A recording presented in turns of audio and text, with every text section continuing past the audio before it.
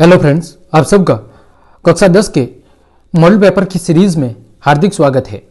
तो हमने माध्यमिक शिक्षा बोर्ड राजस्थान अजमेर के द्वारा कक्षा 10 के लिए जारी किए गए विज्ञान विषय के पेपर की चर्चा बहुत अच्छे से कर ली थी और उसको सॉल्व भी मैंने करा दिया है। आज की इस क्लास में हम सामाजिक विज्ञान के पेपर की चर्चा करेंगे कि आपके सोशल साइंस का पेपर किस तरह होगा और किस चैप्टर से किस तरह के प्रश्न पूछे जाएंगे और पेपर का एक नमूना या फॉर्मेट क्या होगा, इस बात को हम समझेंगे। हालांकि इस क्लास में हम पेपर को सॉल्व नहीं करेंगे।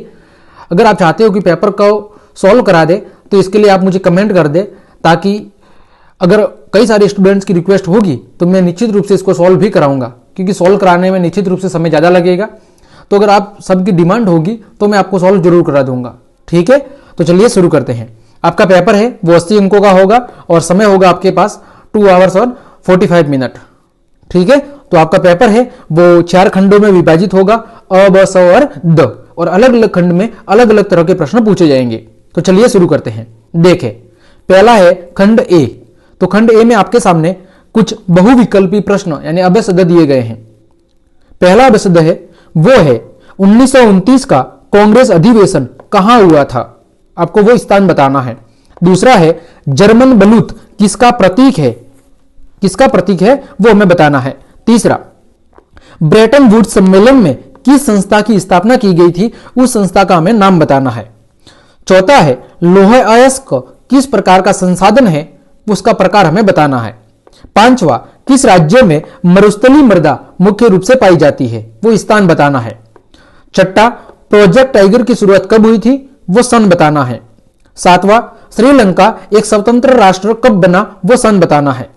आठवां, केंद्र और राज्य के मध्य विधायी अधिकारों को कितने हिस्सों में बांटा गया है, उनकी संख्या बतानी है। नववां, जब हम लैंगिक विभाजन की बात करते हैं तो हमारा अभिप्राय किससे होता है, लैंगिक विभाजन किसे कहा जाता है, उस पॉइंट को हमें चूज करना है। 10वां, मध्य आय वर्ग वाला देश कौन सा है, इनमें से मध्य आय वर्ग वाला देश कौन सा है, उस देश को हमें सेलेक्ट करना है। 11वां, औद्योगिक क्षेत्र किसे कहा जाता है। 12वां अभ्यसद है विभिन्न देशों के बीच परस्पर संबंध और तीव्र एकीकरण की प्रक्रिया क्या कहलाती है। विभिन्न देशों के बीच में परस्पर संबंध और तीव्र एकीकरण की प्रक्रिया किस नाम से जानी जाती है, उसको हमें सेलेक्ट करना है। तो ये आपके 1 से लेकर 12 तक यानी क्वेश्चन नंबर 1 में कितने अभ्यसद है, टोटल 12 अभ्यसद आपको देखने को मिलेंगे।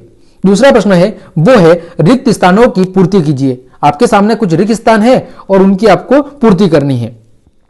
पहली है अफ्रीका में खाली जगह बीमारी सबसे पहले 1880 के दशक के आखिरी सालों में दिखाई दी, यानी ऐसी कौन सी बीमारी थी जो सबसे पहले अफ्रीका महाद्वीप में सन 1880 के दशक में दिखाई दी थी, उस बीमारी का नाम भरना है इस खाली जगह में।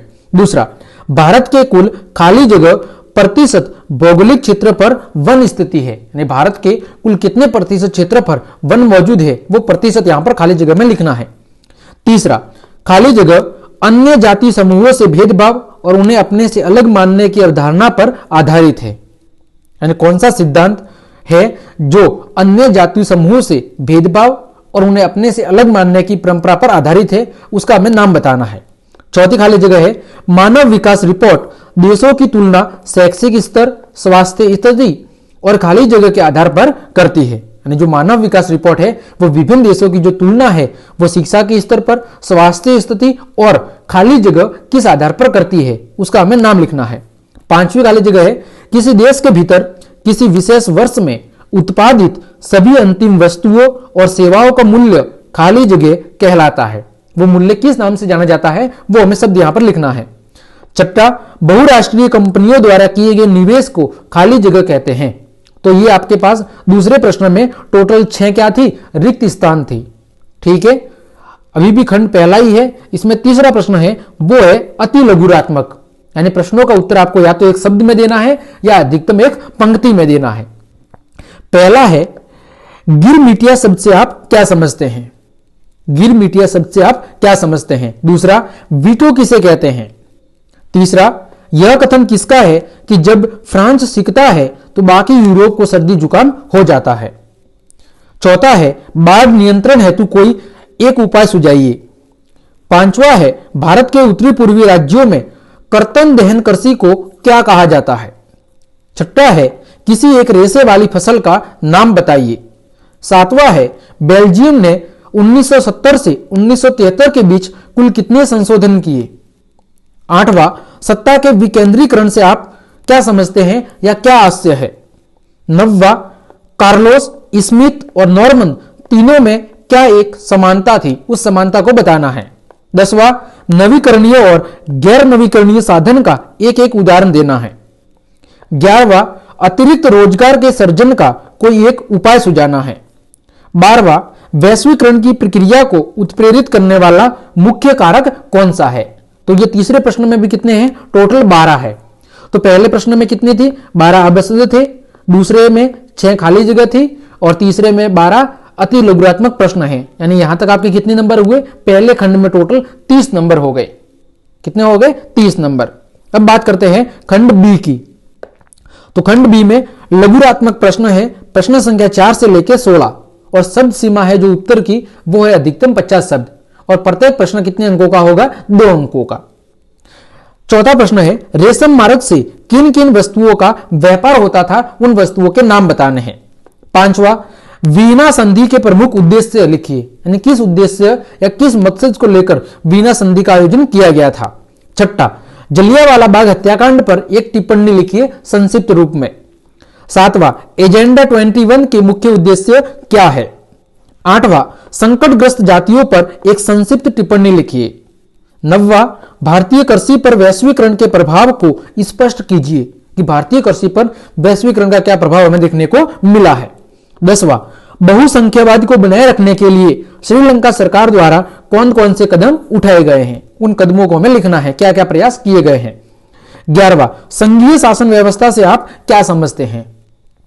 12वां सामाजिक विभाजन तथा राजनीति किस प्रकार अंतर संबंधित है, व्याख्या करें।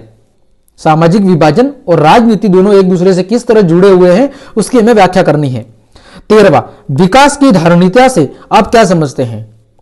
14वां सार्वजनिक क्षेत्रक और निजी क्षेत्रक में उदाहरण सहित अंतर बताना है हमें। 15वां भारत में औपचारिक क्षेत्रक में शाख के किन्हीं 2 स्रोतों की व्याख्या करनी है।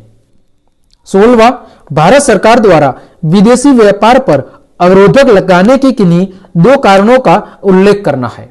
तो ये आपका था खंड ब। कितने प्रश्न है टोटल, 4 से लेके 16, टोटल 12 प्रश्न है। ठीक है, और प्रत्येक प्रश्न कितने अंकों का है, तो 2-2 अंकों का है। अब बात करें खंड स की। इसमें प्रश्न संख्या 17 से लेके 20 है और कितने अंक, शब्द सीमा कितनी है, 100 शब्द और प्रत्येक प्रश्न कितने अंकों का है, तो 3 अंकों का। चलिए 17वां प्रश्न है नेपोलियन संहिता की विशेषता लिखिए और इसके अथवा में दिया हुआ है जोलवेराइन संघ की विशेषता। ये दोनों अथवा में है, दोनों में से कोई एक आपको करना है।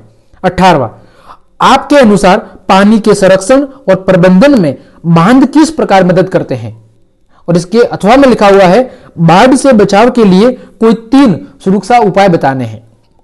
ठीक है। 19वां है आपके अनुसार सांप्रदायिकता कैसे एक चुनौती है, कोई 3 तर्क देने हैं और इसके अथवा में दिया हुआ है जातिगत असमानता दूर करने के लिए अपने 3 सुझाव लिखिए कि किन सुझावों की मदद से या किन तरीकों की मदद से हम जातिगत असमानता को कुछ हद तक दूर कर सकते हैं। 20वां है आप कैसे कह सकते हैं कि मुद्रा आवश्यकताओं के दोहरे संयोग की जरूरत को खत्म कर देती है, अपनी ओर से उदाहरण देकर समझाइए और इसके अथवा में दिया हुआ है अपने तर्कों से सिद्ध कीजिए कि स्वयं सहायता समूह ग्रामीण क्षेत्रों के गरीबों को संगठित करने में मदद करते हैं। यह आपका था खंड 100। इसमें प्रश्न संख्या 17 से लेकर 20, टोटल 4 प्रश्न है, 3-3 अंकों के। अगला है आपका खंड द। इसमें प्रश्न संख्या 21 और 22 है और शब्द सीमा कितनी है, 250 शब्द और प्रत्येक प्रश्न कितने अंकों का होगा, तो 4 अंकों का। 21वां प्रश्न है भारत के राष्ट्रीय आंदोलन में महात्मा गांधी के योगदान का वर्णन कीजिए और इसके अथवा में दिया हुआ है सविनय अवज्ञा आंदोलन का वर्णन कीजिए। दोनों में से आपको एक करना है।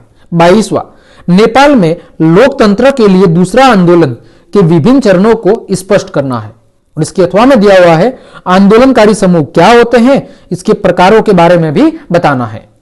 ठीक है, यह आपका प्रश्न संख्या 21 और 22 ये खंड द में थे और इसी तरह प्रश्न संख्या 23 जो किसके है, मानचित्र का प्रश्न है। दिया गया है दिए गए भारत के रेखा मानचित्र में निम्नलिखित को अंकित कीजिए। कुछ स्थान दिए गए हैं और वो हमें भारत के मैप में दर्शाने हैं। टोटल 4 अंकों का प्रश्न होगा। पहला स्थान है रावत भाटा, दूसरा नासिक, नेवेली और तलचर। ये 4 स्थान आपको मैप में बताने हैं। इसके अथवा में भी दिया हुआ है, इसमें भी कुछ स्थान दिए गए हैं और उनको मानचित्र में अंकित करना है। पहला है गया, दूसरा है मारियागांव, तीसरा है नेल्लोर और चौथा है अजमेर। ये 4 स्थान हैं जिनको आपको मैप में दर्शाना है। तो इस प्रकार हमने आपके सामाजिक विज्ञान के बोर्ड द्वारा जारी किए गए मॉडल पेपर की चर्चा कर ली है। ये प्रश्न आप अपनी कॉपी में नोट डाउन कर ले और इनको एक बार सॉल्व जरूर करें। अगर आपको किसी भी प्रश्न को सॉल्व करने में समस्या आती है या आंसर नहीं मिल रहा है तो आप मुझे कमेंट कर दे, तो मैं निश्चित रूप से इसको सॉल्व भी करा दूंगा। तो उम्मीद करता हूं मेरी ये मेहनत आपको पसंद आ रही होगी और आपके लिए उपयोगी साबित होगा, ऐसी पूरी उम्मीद है। तो अगर आपको मेरी मेहनत पसंद आ रही है तो कृपया करके लाइक, कमेंट, शेयर और सब्सक्राइब जरूर कर दे। ठीक है, तो आज के लिए इतना ही। धन्यवाद।